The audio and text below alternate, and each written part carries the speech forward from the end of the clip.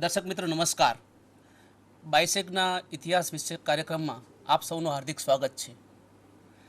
આજે આપણી વચ્ચે સરદાર પટેલ યુનિવર્સિટીમાં આસિસ્ટન્ટ પ્રોફેસર તરીકે સેવા આપતા શ્રી હેમંતભાઈ દવે ઉપસ્થિત છે. કાર્યક્રમની શરૂઆત કરતાં પહેલાં હેમંતભાઈનો ટૂંકો પરિચય આપણે મેળવી લઈએ. હેમંતભાઈએ MA અને PhDની ડિગ્રીઓ હાંસલ કરી છે. પુરાતત્વમાં વૈજ્ઞાનિક પદ્ધતિ અને ભારતીય જ્ઞાન મીમાંસા એ એમનો PhDનો વિષય રહેલો છે. હેમંતભાઈ નાની ઉંમરમાં લગભગ 23 જેટલા સંશોધન લેખો એમને વિવિધ સામાયિકોમાં લખ્યા છે. ઉપરાંત ગુજરાતી સાહિત્ય, ભાષાશાસ્ત્ર, ફિલસૂફી, ઇતિહાસ અને પુરાતત્વ વગેરે એમના રસના વિષયો રહ્યા છે. આજે આપણી સાથે વાત કરવા માટે હેમંતભાઈ ઉપસ્થિત છે. આજનો આપણો ટોપિક છે દ્વારકાનું પુરાતત્વીય મહત્ત્વ. તો હેમંતભાઈ સાથે આપણે આ ચર્ચાની શરૂઆત કરીએ. હેમંતભાઈ, સૌથી પહેલાં આપણે એ મુદ્દાની વાત કરીએ કે દ્વારકા જે છે પુરાતત્વ સાથે સંકળાયેલો વિષય છે. તો પુરાતત્વની વ્યાખ્યા અમારા દર્શક મિત્રોને બતાવો. એટલે સામાન્ય રીતે આપણે જે ઇતિહાસની રચના કરીએ છીએ એ મોટે ભાગે જે લેખિત પુરાવાઓ હોય એના આધારે આપણે રચના કરતા હોઈએ, એટલે કોઈ લખાણ મળ્યું હોય એના આધારે. પરંતુ હંમેશા બધા જ કિસ્સાઓમાં માત્ર લેખિત પુરાવાઓના આધારે જ ઇતિહાસની પુનઃરચના કરી શકાય એવું હોતું નથી. અને પરિણામે લગભગ 19મી સદીના મધ્ય ભાગથી પુરાતત્વ એટલે અંગ્રેજીમાં જેને આર્કિયોલોજી કહેવામાં આવે છે તે વિદ્યાશાખાની શરૂઆત થઈ. આમાં મુખ્યત્વે જમીનની અંદર જે છુપાયેલા અવશેષો હોય છે, જે પહેલાંની પ્રજાએ વાપર્યા હોય અને પછી એનો કોઈ પણ કારણોસર એનો ત્યાગ કર્યો હોય, એ બધી વસ્તુઓ જમીનના પેટાળમાં છુપાયેલી હોય છે. તો તેને શોધી કાઢી અને એના અર્થઘટન દ્વારા, એ વસ્તુના ઉપયોગો દ્વારા આપણે ઇતિહાસની પુનઃરચના કરતા આવીએ છીએ. એટલે આ જે આખી વિદ્યાશાખા છે એ પુરાતત્વ તરીકે ઓળખાય છે. અરુણભાઈ, હેમંતભાઈ, બીજો પ્રશ્ન એ પણ થાય છે કે પુરાતત્વનું જે સંશોધન છે એ આડેધડ થતું નથી એમ, અને એક લાંબી આખી એક પ્રક્રિયા હોય છે એમ. તો કોઈ પણ પુરાતત્વનું જે સ્થળ છે એની જે સાઇટ છે એ કેવી રીતે નક્કી થાય છે? સામાન્ય રીતે કોઈ પણ ઠેકાણે જ્યાં આ પ્રકારનું પુરાતાત્વિક અવશેષો આપણને મળતા હોય, એ સામાન્ય રીતે ત્યાંની આજુબાજુની જે જનતા હોય એને ખ્યાલ હોય જ કે અહીંયા આ પ્રમાણે સમજો કે માટીના ઠેકરા મળી આવે છે, અથવા તો આ પ્રકારે પથ્થરના કોઈ શિલ્પ મળી આવે છે. તો એના આધારે આપણે ત્યાં ખોદકામ કરી શકીએ. બીજી વસ્તુ કે હમણાં નવા જે સંશોધનો થયા છે એ નવા સંશોધનોમાં ઉપગ્રહોની પણ મદદ લેવામાં આવે છે. એ સિવાય પણ જ્યાં ટીંબો હોય ત્યાંની જે માટી હોય છે એ સામાન્ય રીતે જે બીજી માટી હોય છે એના કરતાં ભિન્ન પ્રકારની હોય છે, અને પરિણામે ત્યાં જે છોડવાઓ અથવા તો જે વનસ્પતિ ઉગે છે એના પાંદડાનો રંગ પણ જુદા પ્રકારનો હોય છે. તો આવા બધાના આધારે, અથવા તો કોઈ કિસ્સામાં જેમ કે મોહેંજો-દડો હોય કે લોથલ હોય, તો એવા કિસ્સાઓમાં માટીનો મોટો ટેકરો બનતો હોય છે. તો આ ટેકરાના ઉપરથી પણ આપણને ખબર પડી શકે કે આ પુરાતાત્વિક સ્થળ છે કે નથી. હેમંતભાઈ, જદુના સરકારનું એક વિધાન છે કે ઇતિહાસની સાધન સામગ્રીના સંદર્ભમાં ગુજરાત એ સૌથી સમૃદ્ધ પ્રદેશ છે એમ. આર્કિયોલોજીના સ્થળોની રીતે પણ આપણે જોઈએ તો ગુજરાતમાં અનેક સ્થળો આવેલા છે એમ. તો આ પુરાતત્વ જે સંશોધનોનો આખો જે ઇતિહાસ છે, ખાસ કરીને 19મા સૈકામાં જે શરૂઆત થઈ, તો એની જરા એક ટૂંકી રૂપરેખા અમારા દર્શકોને આપો. આપણે ત્યાં સામાન્ય રીતે પુરાતત્વ એક વિષય તરીકે અંગ્રેજોએ, અથવા તો જે આપણે ત્યાં સંસ્થાનિક રાજ્ય હતું એના સમયગાળ દરમિયાન દાખલ કરવામાં આવ્યું. હવે આ જે સંશોધનો છે એ શરૂઆતના તબક્કામાં, દાખલા તરીકે વડોદરાને અને આસપાસનો જે વિસ્તાર છે, અથવા તો સાબરમતી, અમદાવાદની આસપાસનો જે વિસ્તાર છે, એમાં રોબર્ટ બ્રુસ ફૂટે કેટલાક સંશોધનો કરેલા, પથ્થરકાલીન ઓજારો એ બધા તેણે શોધી કાઢેલા. એ પછી કઝિન્સ, બર્જેસ એ વગેરે લોકોએ જે પુરાતત્વ જે મંદિરો છે એ મંદિરો વિશે પણ એમણે ઘણા બધા સંશોધનો કર્યા. અને એ પછી આધુનિક સમયમાં મુખ્યત્વે હસમુખ ધીરજલાલ સાંકળિયાએ, અને એ પછી રાણા મહેતા અને એમના જે સાથી મિત્રો છે મહારાજા સયાજીરાવ યુનિવર્સિટી ઓફ બરોડા, એ લોકોએ ઘણા બધા સંશોધનો કર્યા છે.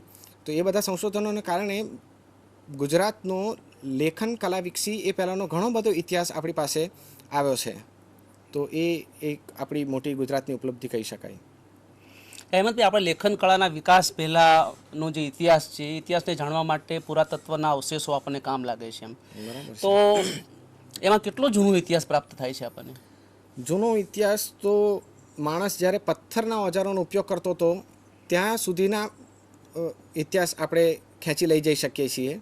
અને એ પછી પથ્થરોના ઓજાર પછી ધીમે ધીમે એણે ધાતુ વિદ્યાની શરૂઆત કરી અને પરિણામે તાંબાનો યુગ અથવા તો કાંસ્ય યુગ, એ પછી લોહ યુગ, અને એ પછી જેને આપણે ઇતિહાસ પ્રોપર એટલે કે જેમાં લેખન સામગ્રી મળતી હોય એ પ્રકારનો ઇતિહાસ આપણને મળે છે. એટલે છેક ગુજરાતનો ઇતિહાસ જે છે તે પથ્થર યુગ સુધી આપણે ખેંચી લઈ જઈ શકીએ છીએ. હવે આ પુરાતત્વના જે અવશેષો જુદી જુદી જગ્યાએથી આપણને પ્રાપ્ત થાય છે, એને ઇતિહાસના જાણવાના માધ્યમ તરીકે એનું શું મહત્ત્વ છે? હવે જે લેખિત દસ્તાવેજ છે એ સામાન્ય રીતે સમાજનો જે કહેવાતો ભદ્ર વર્ગ છે અથવા તો કહેવાતો જે ઉચ્ચ વર્ગ છે તેના પૂરતી જ લેખન કલા મર્યાદિત હતી, અને પરિણામે જે લેખિત સાધનો છે એની આ એક મોટી મર્યાદા છે કે એમાં સામાન્ય જનજીવન વિશે માહિતી હોતી નથી. એ જ રીતે રોજબરોજનું જે જીવન છે એના વિશે પણ એમાં માહિતી આપણને ઝાઝી જોવા મળતી નથી. જ્યારે પુરાતાત્વિક જે સાધનો છે એની મોટી ઉપલબ્ધિ એ છે કે પુરાતાત્વિક સાધનોને કારણે મનુષ્ય જૂના સમયમાં કેવા પ્રકારનું જીવન જીવતો હતો, એની ખોરાકની દાખલા તરીકે ઢબ કેવા પ્રકારની હતી, અથવા તો કેવા પ્રકારના મકાનોમાં એ રહેતો હતો, અથવા તો સમાજમાં વિભાજનો હોય, જેને આપણે ભારતમાં જ્ઞાતિ વ્યવસ્થા છે તો જ્ઞાતિના વિભાજનો જે છે તો એની, અથવા તો વર્ગ વિભાજન હોય તો આર્થિક જે પરિબળો હોય એના કારણે મકાનોના જે ફેરફાર આવે તેની, અથવા તો એ પ્રકારની બીજી ઘણી બધી બાબતો આપણને પુરાતાત્વિક સાધનોના આધારે જોવા મળે છે. હવે બીજો પ્રશ્ન કે આમ તો હડપ્પી સંસ્કૃતિ એટલે સિંધુ ખીણની સંસ્કૃતિથી આપણો આધારભૂત ઇતિહાસ શરૂ થાય છે, અને પુરાતત્વના અવશેષો એ પહેલાં પણ મળ્યા છે. તો એનું કાળ નિર્ધારણ અથવા તો સમય એનો કેવી રીતે નક્કી કરવામાં આવે છે, એની જરા ટૂંકી એક રૂપરેખા અમારા દર્શકોને આપો. સામાન્ય રીતે પુરાતત્વમાં જે કાળ નિર્ધારણ કરવામાં આવે છે એની બે પદ્ધતિ છે. એક તો જેને આપણે સાપેક્ષ પદ્ધતિ કહીએ, અથવા તો જેને રિલેટિવ ડેટિંગ અંગ્રેજીમાં કહેવામાં આવે છે, તે કે અમુક પુરાતત્વમાં જુદા જુદા જ્યારે ખોદકામ કરવામાં આવે ત્યારે જુદા જુદા સ્તર આપણને પ્રાપ્ત થતા હોય છે, અને એ સ્તરના આધારે અમુક સ્તર વધારે જૂનો છે અને અમુક સ્તર ઓછો જૂનો છે એવી આપણને જાણકારી મળે. એ સિવાય જે નિરપેક્ષ સમયાંકન છે અથવા તો એબ્સોલ્યુટ ડેટિંગ જે છે તે ઘણીવાર દાખલા તરીકે સિક્કો મળ્યો હોય કોઈનો તો એ રાજાના સમયકાલના અનુરૂપ આપણે કરી શકીએ. પણ જેમ જૂના સમયમાં જઈએ તેમ કાર્બન ડેટિંગ છે, કાર્બન 14 પદ્ધતિ છે, અથવા તો બીજી એ પ્રકારની પદ્ધતિઓ હોય છે, યુરેનિયમ ડેટિંગ હોય છે, અથવા તો થર્મોલ્યુમિનિસન્સ ડેટિંગ, એ ઘણી બધી વૈજ્ઞાનિક જુદી જુદી પદ્ધતિઓ હોય છે. એના આધારે આપણે આ જૂના જે પુરાતાત્વિક ઓજારો અથવા તો જે સાધનો મળે છે અવશેષો એનું આપણે સમયાંકન કરી શકીએ. હવે હેમંતભાઈ જરા અમારા દર્શક મિત્રોને પુરાતત્વના પ્રકારો વિશે જણાવો. પુરાતત્વના આમ જેમ જેમ સમય જતો ગયો, જેમ જેમ નવું જ્ઞાન આવતું ગયું તેમ તેમ એના પુરાતત્વના પ્રકારો પણ હવે પડવા માંડ્યા છે, અને ઘણી એમાંની વિદ્યાશાખા એક સ્વતંત્ર વિદ્યાશાખા તરીકે પણ અસ્તિત્વમાં આવી છે.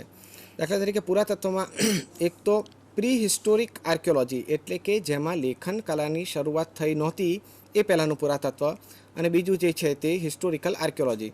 એ સિવાય પણ છેલ્લા કેટલાક સમયથી દાખલા તરીકે જલની અંદર જે સંસ્કૃતિઓ, દાખલા તરીકે આપણે જેના વિશે વાત કરવાના છીએ દ્વારિકાનું પુરાતાત્વિક મહત્ત્વ, તો દ્વારિકા આપણે જાણીએ છીએ બધા તેમ કે સમુદ્રમાં ડૂબી ગઈ હતી. તો સમુદ્રમાંથી અવશેષો મળી શકે કે કેમ એની તપાસ આપણે કરીએ તો એ દાખલા તરીકે અંડર વોટર આર્કિયોલોજી અથવા તો જલ પુરાતત્વ એમ આપણે કહી શકીએ. જો એ સમુદ્રને લગતું હોય તો એને સામુદ્રી પુરાતત્વ અથવા અંગ્રેજીમાં કહીએ તો મેરીન આર્કિયોલોજી એને કહી શકાય. એ જ રીતે જહાજો કેવી રીતે બાંધવામાં આવતા હતા એની જો આપણે વાત કરતા હોઈએ તો એ નોટિકલ આર્કિયોલોજી તરીકે ઓળખાય છે. હવે આપણે જળ પુરાતત્વની વાત કરી, દ્વારકાની પણ વાત કરી, મહાભારત છે, હરિવંશ છે, રામાયણ છે, બધામાં એના ઉલ્લેખો પ્રાપ્ત થાય છે. તો એ અનુશ્રુતિઓ જે છે એના આધારે કેવી રીતે દ્વારકામાં એની સાઇટ નક્કી કરવામાં આવી અને કયા કયા જળ પુરાતત્વ શાસ્ત્રીઓએ આના માટે લીડ લીધી અને પછી સંશોધનો એ લોકોએ શરૂ કર્યા, એના વિશે થોડો પ્રકાશ પાડો.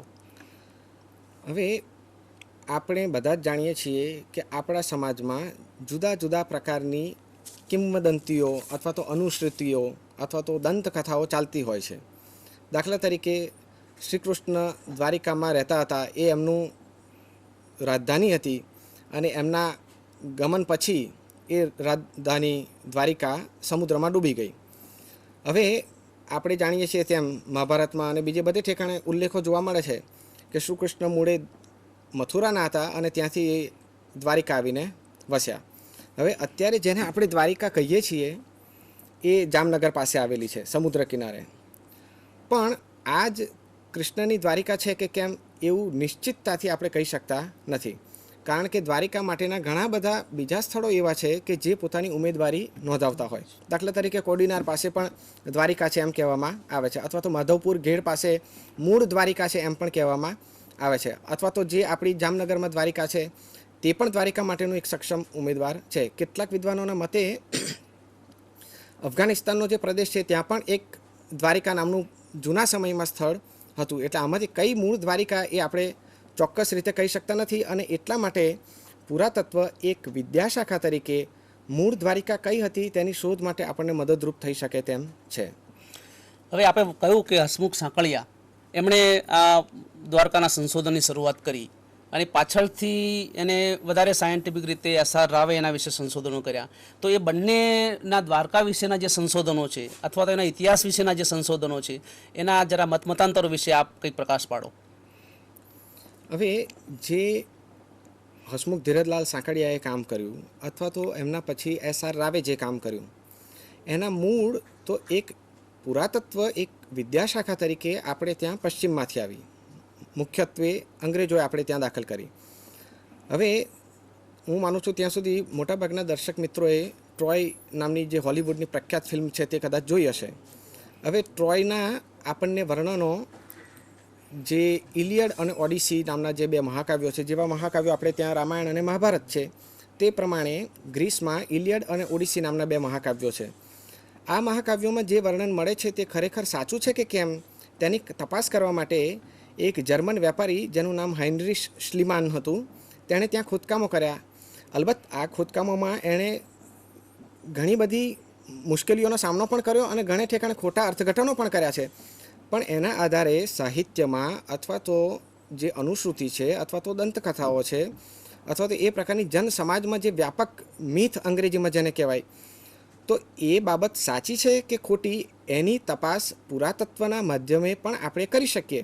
તે પ્રકારનું એક નવો અભિગમ હાઇનરીશ શ્લીમાને શરૂ કર્યો. દાખલા તરીકે આપણે આગળ વાત કરી કે પુરાતત્વનો ભારતમાં ઇતિહાસ કેવી રીતે વિકસ્યો. તો જે કનિંગમ છે, જે આપણા આર્કિયોલોજીકલ સર્વે ઓફ ઇન્ડિયાના પહેલાં ગવર્નર જનરલ હતા, એમણે હ્યુએન્ત્સાંગના જે પ્રવાસ વર્ણનો છે એ પ્રવાસ વર્ણનોમાં વર્ણવેલા સ્થળોના આધારે એ સ્થળો ક્યાં ક્યાં આવેલા છે તેની તપાસ કરવા માટે એમણે ઘણે ઠેકાણે આ પ્રકારના પુરાતાત્વિક અન્વેષણો હાથ ધરેલા. પરંતુ રામાયણ અને મહાભારત આ જે આપણા બે મહાકાવ્યો છે એ મહાકાવ્યોમાં જે સ્થળોની વાત આવે છે એ સ્થળો ખરેખર ક્યાં હતા, કેવા હતા, અને એ જો હકીકત છે કે એ માત્ર કવિની કલ્પના છે એના વિશે પણ વિચારણા કરવાનું આપણે પ્રાપ્ત થયું. અને પરિણામે દ્વારિકાને સંબંધમાં જ વાત કરીએ તો છેક 1945ની સાલમાં અદ પુસાળકરે દ્વારિકાનું મૂળ સ્થાન કયું એનો નિર્ણય કરવા માટે તે ઠેકાણે પુરાતાત્વિક શોધખોળો કરવી જોઈએ અથવા તો પુરાતાત્વિક અન્વેષણ કરવું જોઈએ અથવા તો ત્યાં ઉત્ખનન કરવું જોઈએ તે પ્રકારનો વિચાર વહેતો મૂકેલો. આપણા જાણીતા કવિ અને જેમની અત્યારે જન્મ શતાબ્દી ઉજવાઈ રહી છે તે ઉમાશંકર જોશી, એમણે પણ પુરાણોમાં ગુજરાત જેમનું બહુ જ પ્રખ્યાત પુસ્તક છે જે કમનસીબે બહુ જાણીતું નથી, એમાં પણ એમણે આ વસ્તુ ઉપર ભાર મૂક્યો છે કે શોધખોળ કરવા માટે ત્યાં ઉત્ખનન કરવું જોઈએ. એટલે આવા જ કોઈ મતમાંથી અથવા તો આવી કોઈ સૂચનમાંથી હસમુખ ધીરજલાલ સાંકળિયા જે પુરાતત્વના બહુ જ મોટા વિદ્વાન ગણાય છે અને જે આર્કિયોલોજીમાં ડેક્કન કોલેજમાં એમણે એનો આખો વિભાગ સ્થાપ્યો અને એના બહુ જ સંશોધનો પણ કર્યા, ગુજરાતના હતા એ. તો એમણે 1963માં અત્યારે જે મંદિર છે જગત મંદિર દ્વારિકાધીશજીનું, એની બાજુમાં પંચાયતનું ઘર જે તોડી પાડવામાં આવેલું હતું, તો ત્યાં એમણે ઉત્ખનન કરવાની એક વિચારણા રજૂ કરી અને પરિણામે એમણે ત્યાં ઉત્ખનન કર્યું. અલબત્ત એ પહેલાં જે બીબી લાલ છે તેમણે હસ્તિનપુર એટલે કે જે કૌરવોની રાજધાની હતી ઇન્દ્રપ્રસ્થની જોડે, તો એ હસ્તિનપુરમાં પણ એમણે આ પ્રકારના ઉત્ખનનો હાથ ધરેલા 1949 અને 51-51માં. અને એમાંથી જેને આપણે અત્યારે ભૂખરા મૃતપાત્રોની સંસ્કૃતિ અંગ્રેજીમાં જેને આપણે PGW પેઇન્ટેડ ગ્રે વેર સંસ્કૃતિ કહીએ છીએ તે સંસ્કૃતિ એમણે શોધી કાઢી હતી. એટલે એક આ પ્રકારની પરંપરા કે આપણા જે મહાકાવ્યો છે અથવા તો આપણા જે પુરાણો છે એમાં જે સ્થાનોની વર્ણન છે એને આપણે કેવી રીતે ચકાસી શકીએ એ માટે હસમુખ ધીરલાલ સાકળીયાએ 1963માં આ પ્રમાણે ત્યાં ઉત્ખનન હાથ ધરેલું.